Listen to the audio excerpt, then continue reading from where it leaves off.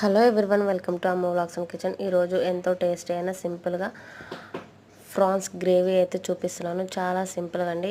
First time చేసినా కూడా పర్ఫెక్ట్గా చేస్తారు. ఈ విధంగా ట్రై చేస్తే ముందుగా ఫ్రాన్స్ని పసుపు, ఉప్పు, లెమన్ వేసి బాగా వాష్ చేసుకోవాలి. తర్వాత 3 టేబుల్ స్పూన్ ఆయిల్ వేసుకొని 2 పెద్ద సైజు ఆనియన్స్ కట్ చేసుకొని అలాగే 2 పచ్చిమిర్చి వేసి బాగా ఫ్రై చేసుకోవాలి.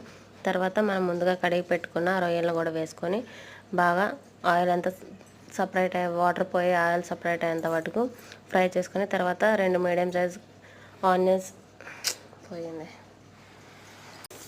హలో ఎవ్రీవన్, వెల్కమ్ టు అమ్మ వ్లాగ్స్ అండ్ కిచెన్. ఈరోజు సింపుల్ అండ్ టేస్టీగా పచ్చి రొయ్యల పులుసు అయితే చూపిస్తున్నాను. చాలా టేస్టీగా సూపర్గా బిర్యానీలోకి చపాతీలోకి సూపర్ అండి. ఫస్ట్ టైం చేసినా కూడా పర్ఫెక్ట్గా టేస్ట్గా చేస్తారు. ఈ విధంగా ట్రై చేయండి.